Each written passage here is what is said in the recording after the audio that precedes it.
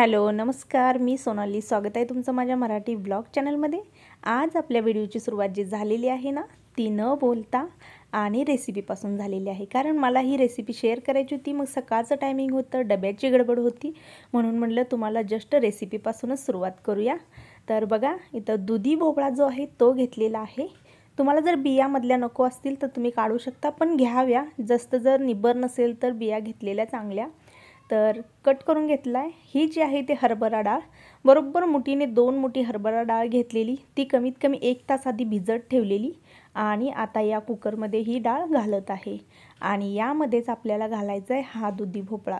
चिरून धुवून घ्यायचा आहे आणि त्यामध्ये आवश्यकतेनुसार थोडंसं पाणी आणि हळद आणि मीठ टाकायचं आहे. 1 शिट्टी द्यायची आहे, जेणेकरून ती डाळ जी आहे ती शिजली पाहिजे. मग 1 द्या, 2 द्या तुमच्या हिशोबाने. आणि बस आता ते ठेवलेलं आहे. तोपर्यंत आपण तयारी करायची आहे मसाल्याची. मसाल्यामध्ये सिंपल असं कांदे घेतलेले आहेत 2 मोठे मोठे, टॅमॅटो घेतलेले आहेत 2 मोठे मोठे आणि 2 मिरच्या. आणि मिरच्या पण आपल्याला कट करून घ्यायच्या आहेत अशा प्रकारे, कारण आपण याचं मिक्सरला पेस्ट बनवणार आहे. कट करूनही तुम्ही घालू शकता. तर इथं आलं घेतलेलं आहे 1 तुकडा, 5-6 घेतलेले आहेत लसणाच्या पाकळ्या. तर आता हे सगळं जे आहे ते मिक्सरला आपल्याला फिरवून घ्यायचं आहे. तर मी घेतलेलं आहे, इथं ओतलेलं आहे तेल. आणि तेल जे ओतायचं आहे ते मीडियमच ओतायचं आहे, जास्त नाही घालायचं आपल्याला, कारण जसं आमटी बनते तसं बनणार आहे. तर तमालपत्र आणि जिरं आणि मोहरीची फोडणी, आणि लगेच त्यामध्ये आपल्याला हा मसाला घालायचा आहे. तेलामध्ये व्यवस्थित असा हा मसाला आपल्याला भाजून घ्यायचा आहे. तुम्हाला जर पेस्ट नको असेल, बऱ्याचशा लोकांना पेस्ट आवडत नाही कांदा लसूण टॅमॅटोची, तर तुम्ही ना चिरून आणि आलं लसूण ठेचून घालू शकता, त्याने पण टेस्ट खूप छान येते. यामध्ये जर लसूण जो आहे तो चेचून घातला तर आणि खूप छान टेस्ट येते. एका वाटीमध्ये ना मी सगळे मसाले काढलेले आहेत, ज्यामध्ये धना पावडर, जिरा पावडर, हळद पावडर, काश्मीरी लाल मिर्च, आणि त्यामध्ये ओतलेलं आहे पाणी. आणि इथं कढईमध्ये टाकलेली आहे कसुरी मेथी, तर अगदी थोडीशी टाकलेली आहे. आणि यामध्ये टाकलेला आहे आपला घरचा जो खाण्याचा मसाला आहे तो. आणि व्यवस्थित असं आता इथं फिरवून घेत आहे, जेणेकरून मसाला हा चांगला भाजला पाहिजे. आणि यामध्ये बघा, आता ही पेस्ट केलेले जे पाणी होतं ना मसाल्याची, तर हे सगळं घातलेलं आहे. आणि एकदा आपल्याला आता याला झाकून चांगलं शिजवायचं आहे. हे मसाले, ही जी पेस्ट आहे आपण टॅमॅटोची वगैरे घेतलेली, तर ही व्यवस्थित अशी शिजली पाहिजे त्यामुळे. आणि इथं कुकर झालेला आहे, तर तुम्ही बघू शकता अशा प्रकारे शिजलेला आहे.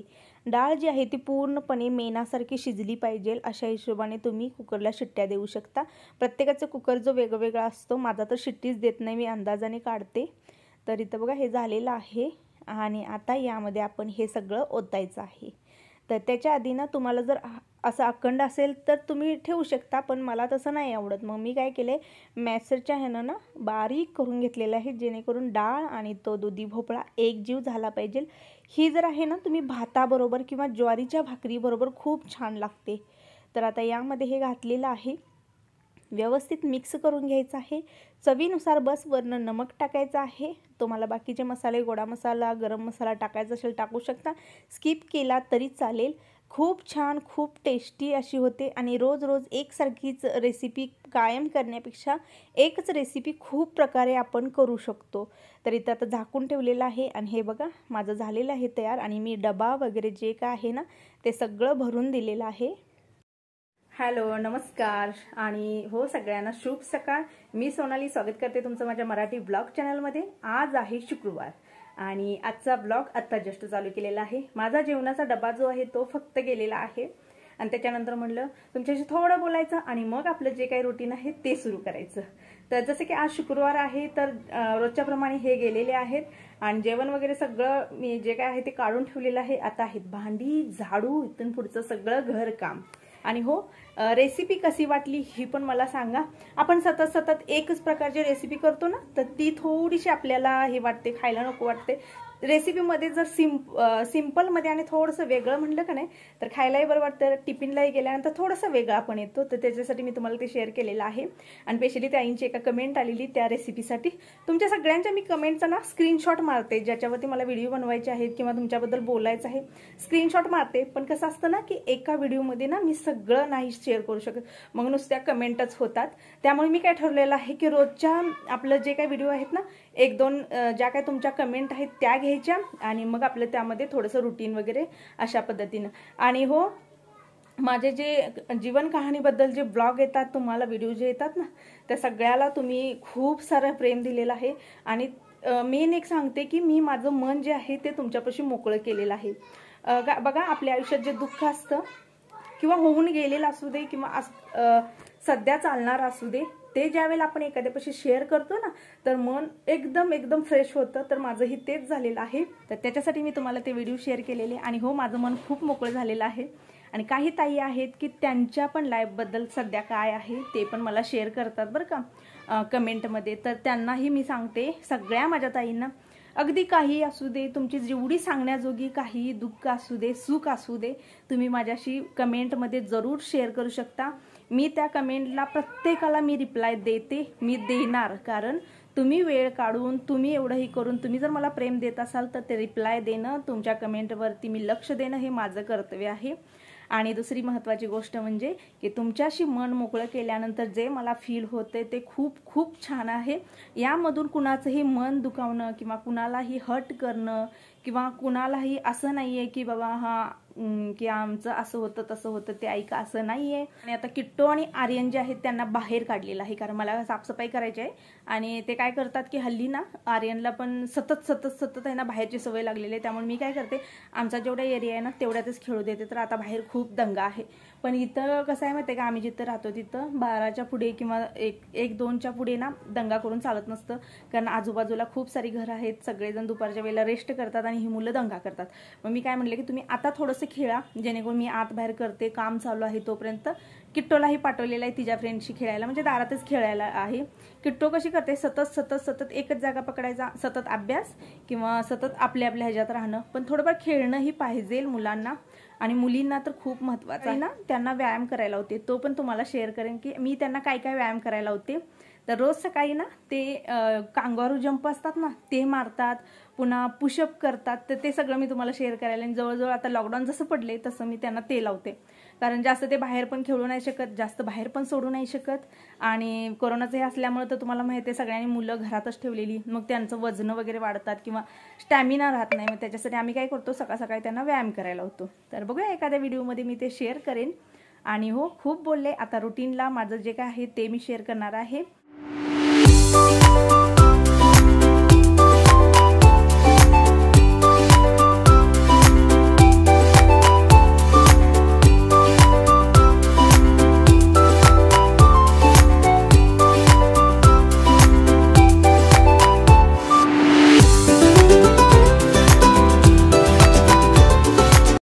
तर इथे क्लिनिंगची जी सुरुवात होते, ती छोटं मोठं जे साहित्य आहे कपाटातल्या सगळ्या वस्तू ठेवून झाल्या ना की मग बाहेर येते सोप्यांचीच. तर सोप्यांना बघा अशा प्रकारे स्वच्छ करावं लागतं. रोजच्या रोज त्याच्यावरती डस्ट असतो. ताईंची मला एका कमेंट आलेली की ताई तू सोप्याला ना कवर वापर, जे कवर मिळतात ना ते. पण माझा प्रॉब्लेम काय सांगते, आमच्यात बेड वगैरे नाही आहे. तर उठणं बसणं जे काय मुलांचं झोपणं वगैरे आहे ते फक्त सोप्यावरती आहे. आणि मग ते कवर असे टाकलं की नाही, असे ते नाचून किंवा लोळून वगैरे काढतात. मग मी वैतागलेले, म्हणूनच ते कवर ना मी फ्रीजवरती म्हणा किंवा ओव्हनवरती, पुन्हा माझं जे ॲक्वागार्ड आहे त्याच्यावरती मी ते झाकलेले आहेत. 1-2 आहेत, त्याचा आता वापर बघूया कसा होतो. म्हणून मी सोप्यांना कवर घालत नाही. नाहीतर मला तर खूप आवडतं कवर असलेले जे सोपे असतात ना, दिसायला पण खूप छान दिसतात आणि खूप दिवस स्वच्छ राहतात. पण या प्रॉब्लेममुळे ना मी करू शकत नाही, स्पेशली आर्यन. तर आर्यनला ना खूप आमच्यात धंगा म्हणतात बघा त्याला. तर तसलं सवय आहे त्याला, एक सलग तो बसत नाही. तर त्याच्यामुळे मी काय केलेलं आहे, ते उगाच सारखं चिडचिड करण्यापेक्षा ना ते कवरच घालणं बंद केलेलं आहे. तर आता जे चेनमधले कवर असतात ना, जे आपण 15 दिवसाला 20 दिवसाला असं काढून धुवू शकतो, तसे कवर माझं प्लॅन आहे आणायचा किंवा ऑर्डर देऊन बनवून घ्यायचा. तर आता ते दिवाळीला मी करणार आहे. तर इथे बघा सगळं झाडून घेतलेलं आहे घर मी. तर आता माझं सगळं झाडून झालेलं आहे. आणि झाडून झाल्यानंतर तुम्हाला माहिती आहे मेन काम काय असतं, तर देवपूजा. तर मी आता जस्ट देवपूजा करून घेते आणि मग तुम्हाला भांडी दाखवते काय झालेलं आहे आज बघा. तर बघा एवढी भांडी आहेत, कारण संध्याकाळची घासून मी तिथं ठेवलेली आहे. ती खुर्ची केलेली आहे मी आपली भांड्याला ना, सतत पाणी गळते ना, त्या खुर्चीवरती पाणी गळू दे म्हणलं, नंतर पुसून काढा येते. बाकी खाली ठेवलं सकाळी प्रॉब्लेम, कारण सकाळचा जो पारूसा झाडू असतो तो मारते. किचन ओट्यावरती ठेवलं इकडं तर काय घेता येत नाहीये. मग मी काय केलं, ती खुर्ची ठेवली आणि त्या खुर्चीवर ठेवते. जेव्हा गरज असेल मग तवा खाली ठेवायची आणि मग खुर्ची घ्यायची. आणि आज एक सांगतो, मी गडबडीत होते, मी थोडंसं बाहेरचं काम करत होते. बघा माझ्या पातेल्याची अवस्था. पातेलं पूर्णपणे करपलेलं आहे. दाखवते मी काय झालेलं आहे. तर हे बघा, अगदी पूर्ण म्हणजे पूर्ण करपलेलं आहे. दूध थोडंसं होतं, ते थोडंसं दूध आहे ते पण जळून गेलेलं आहे. आता हे पातेले ज्या वेळेला अशी होतात तर ती कशी साफ करायची आता जस्ट मी करणारच आहे, तर तुम्हाला ते पण शेअर करते. खूप इझी आहे, त्याला जास्त मेहनत लावायची किंवा घासणी घेऊन घासत बसायची गरज नाही. अशी पातेली असतात ना, त्याच्यासाठी खास ट्रिक्स आहे, ती पण तुम्हाला शेअर करते. तर इथे काय करायचं आहे, या पातेल्यात ना एक अर्धा चमचाभर निरमा घालायचा आहे आपल्याला व्यवस्थित असा. बघा मी टाकून घेतलेला आहे. अर्धा चमचाला पण कमीच घातलेला आहे. साधं आपलं जे पाणी आहे ते घालायचं आहे आणि गॅसवर उकळवायला ठेवायचं आहे. बारीक फ्लेमवर ठेवा, नाही तर ते उतू जाईल. तर अशा प्रकारे मी ठेवलेलं आहे. आता ना हे आपल्याला उकळवून घ्यायचं आहे. पाणी एक चांगली उकळी येऊ द्यायची आहे. त्याच्यानंतर गॅस बंद करून ठेवायचा आहे आणि आपोआप ते गरम पाण्यात भिजून निरमा प्लस टाकलेला आहे. वाटलंच तर तुम्ही यात तुमचं खूप जर असं हार्ड असेल, जे निघू शकत नसेल तर लिंबू टाका, नसेल तर बेकिंग पावडर, बेकिंग सोडा काय असतो तो टाकत जावा. लगेच झटकीपट क्लीन होतं. पण यामध्ये सुद्धा क्लीन होतं. मी तुम्हाला आता जस्ट शेअर करणारच आहे.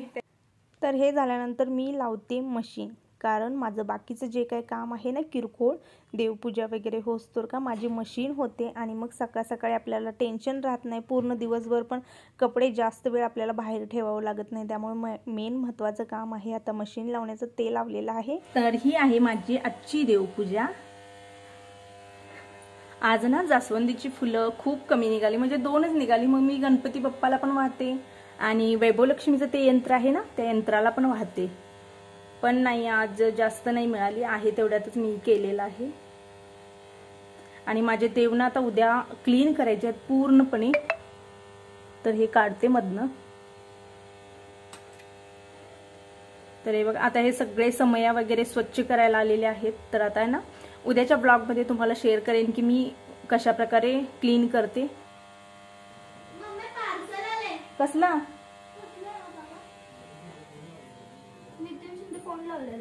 कशाच आहे पार्सल? 2 मिनिटं फोन चालू आहे. अंशू, मी आता तुमच्याशी बोलत होते तेवढ्यात ना एक पार्सल आलेलं. हे बघा. तर याच्यात काय आहे सांगते. ब्लूटूथ जो असतो हे आपल्या कामाचं नाही, लेडीजच्या मिस्टरांच्या कामाचं आहे. पण खरोखर खूप फायद्याचं आहे. भले कुठलाही ब्रँड असो, काहीही असू दे, पण ब्लूटूथ बघा गाडीवरती वगैरे जाताना म्हणा. आणि माझ्या मिस्टरांना ब्लूटूथ शिवाय काम होत नाही, कारण त्यांचं काम कधी कधी वरती असतं. जसं की आता शेडचं काम, कारखान्याची कामं वगैरे करतात ना, वरती असतात. तर वरती असल्यानंतर मग कॉलवरती वगैरे बोलू शकत नाही. तर ते ब्लूटूथ असतं, बटन दाबलं तिथल्या तिथं आपलं बोललं. तर त्याच्यासाठी हे मागवलेलं आहे. त्यांना खूप यूज होतो, वापरतात ते. पण परवाचं काय झालं की ते पावसात भिजत आले आणि त्यामध्ये ना पाणी गेलं आणि ते खराब झालं. त्यामुळे आता मागवलेलं आहे दुसरं. हे मी एवढ्यासाठी शेअर केलं की माझ्याशी जास्त करून आहेत माझ्या चॅनलवरती त्या सगळ्या ताई आहेत. क्वचितच असतील, कमी दादा लोक असतील, पण सगळ्या ताई मैत्रिणी आहेत. तर त्यांना फक्त मी एवढं सजेशन दिलं की माझे मिस्टर का वापरतात, कशासाठी वापरतात. तसं तरी ते म्हणतात की फायद्याचंच आहे. कारण लोक काय करतात, गाडीवर प्रवास करता करताना कानातला मोबाईल लावतात, अशा प्रकारे एका साईडला पकडतात आणि बोलत जातात. मग तुम्हाला माहिती आहे त्यानं काय काय होतं. पण हे खूप फायद्याचं आहे, एवढ्यासाठीच ते वापरतात. फक्त एक चांगला होतं म्हणून मी तुमच्याशी शेअर केलं, बाकी तुमची मर्जी.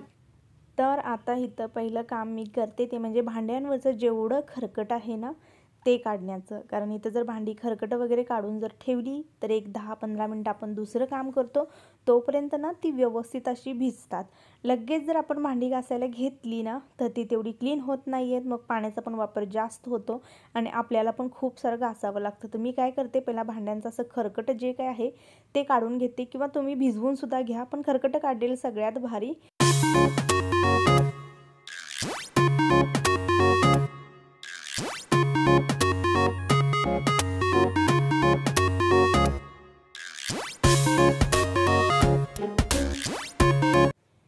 तर इथे बघा हे जळलेलं पातेलं आहे आणि पाणी ओतल्यानंतर बघा पूर्णपणे असं सहज जरी चमच्याने घासलं तरी यातलं सगळं काय आहे ना ते निघतं. तर अशा प्रकारे निघालेलं आहे बघा. जेवढं काय दुधाची साय आणि दूध ना जळल्यामुळे सुद्धा त्याची जी जळकी साय असते ना ती खूप सारी निघते.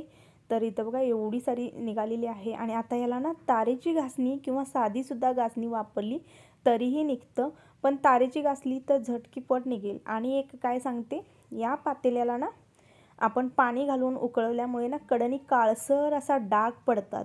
तर त्याच्यासाठी काय करायचं आहे ते तुम्हाला सांगते. थोडंसं पाणी आणि घ्यायचं, गॅसवर तापवत ठेवायचं आणि त्यामध्ये ना लिंबू पिळायचा, म्हणजे या भांड्याच्या आतला जो काळसरपणा आहे तो व्यवस्थित निघतो. बघा आपण अंडी वगैरे उकडत घातल्यानंतर, शिजवत घातल्यानंतर ना त्या पाण्यामुळे ना ते पातेलं म्हणा, कुकर म्हणा काळपट होतं. तर ते बघा हे अशा प्रकारे काळपट होतं. तर लिंबू पिळायचा आहे आणि एक 5-10 मिनिट उकळवून घ्यायचं आहे. लगेच क्लीन होतं, पूर्णपणे काळा कलर जो आहे तो निघून जातो. तर इकडे बघा माझी मशीन झालेली आहे. 1 तासाचं म्हणजे 60 मिनटाचं जे असतं ना ते डेलीला लावते आणि त्यामध्ये मिक्स पण ऑप्शन असतो, त्यामध्ये पण जर लावलं तर मग 1.5 तास घेतं. तर आता इथं पूर्ण कपडे जे आहेत ना ते मी वाळत घालत आहे. मला एवढी सगळी जागा आहे, नुसतीच रिकामी जागा आहे, खरं बिनकामाचीच आहे खरं सांगायचं म्हणजे. कारण दोरी बांधायला एका जागी ही सोय नाही, कारण इकडचं तर मिळत नाही, नाही तिकडचं तर मिळत नाही. त्यामुळे मला ना जिथं अवेलेबल होईल किंवा त्या स्टँडवरती जेवढी बसतील ना तेवढीच कपडे मला इथं घालावी लागतात. जागा तर खूप आहे, याकडेपासून त्याकडेपर्यंत आहे. पण काय झालेलं आहे की इथलं बांधकाम पण व्यवस्थित नाही आहे आणि धड ते पेस पण व्यवस्थित सोडले नसल्यामुळे ना इथं जरासं अडचणीचंच होतं आहे. मग इथं मी बरोबर ह्या बोळामध्ये ना हे स्टँड ठेवून देते, जेणेकरून कसं होतं साईडनं कधीतरी कोणीतरी येतं जातं, म्हणजे आम्हीच जातो, इथं जास्त कोणी येत नाही जात नाही, कारण इथून रस्ता काहीच नाही आहे. डायरेक्ट येतो तो रस्ता माझ्या घरातच येतो, कारण शेवटला 3 नंबर घर हे माझंच आहे. त्यामुळे ना कुणाचं येणं नाही जाणं नाही काय नाही, त्यामुळे आम्ही इथं कपडे वाळत घालतो आणि इथे झटकीपट लगेच कपडे वाळून होतात.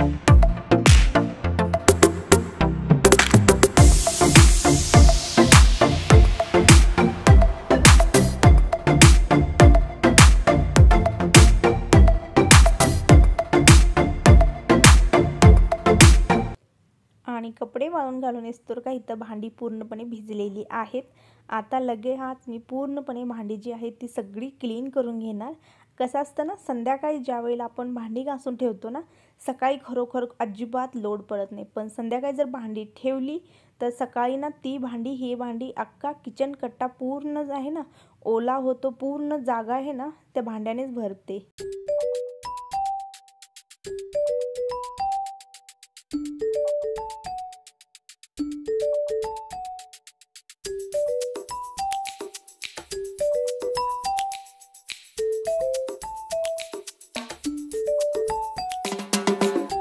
तर भांडी घासून झाल्यानंतर पहिला मेन काम असतं माझं पूर्ण किचन ओटा जो आहे ना स्वच्छ धुवून घेणे. हे गरजेचं आहे मैत्रिणींनो. कशासाठी सांगते मी, आपण ज्या वेळेला भांडी वगैरे घासतो ना त्यावेळेला त्याचे जे साबणाचे वगैरे इकडे तिकडे जे असतात ना शिंतोडे उडतात, प्लस फोडण्या दिलेल्या असतात ना ते सगळं पुढच्या जे स्टाईल आहेत ना त्याच्यावरती उडतं. त्यामुळे काय होतं मग कॉक्रोच म्हणा, मुंग्या म्हणा, आणि माझ्यात तर हल्ली ना काळ्या मुंग्याने थैमान केलेला आहे. हे जे नळ दिसतात ना त्या नळातून बाहेरून येतात. अगदी एक जरी थेंब पडला जमिनीवरती आपलं चहाचा ना तर त्या काळ्या मुंग्या त्याच्यावरती तुटून पडतात. मला असं म्हणले की काळ्या मुंग्या चांगल्या असतात. मला मान्य आहे, कुठलाही जीव असू दे, लाल असू दे किंवा काळे असू दे, प्रत्येकाला जगण्याचं हे आहे. पण काय होतं ना ती माती पण भरपूर काढतात, म्हणून मी बाहेरच्या साईडला ना थोडीशी पावडर टाकलेली आहे. बस आता इथे किचन ओटा वगैरे पुसून घेतल्यानंतर सगळं झाल्यानंतर मी शेवटला काम करते फरशी पुसण्याचं. तर अशा प्रकारे असतो माझं डेली रुटीनमध्ये ना. पण मी डिटेल्समध्ये सगळं पूर्ण शेअर केलेलं आहे. खूप सारे व्हिडिओ आहेत त्यामध्ये मी पार्ट बाय पार्ट डेली काय काय असतं ते सगळं शेअर केलेलं आहे. आता याच्यामध्ये ना छोटं मोठं खूप काम असतं जे की मी पुसापुशी जे करते ना, फर्निचर असो सगळं असो, तर ते सगळ्याचे मी ऑलरेडी पार्ट बनवलेले आहेत. फक्त एका ताईंची एक रिक्वेस्ट आलेली की आम्हाला हे आणि एकदा शेअर करा, तर त्यांच्यासाठी मी शेअर केलेलं आहे. तर चला भेटते उद्याच्या व्हिडिओमध्ये. आजचा व्हिडिओ कसा वाटला तेही मला कमेंटमध्ये जरूर सांगा. Bye bye.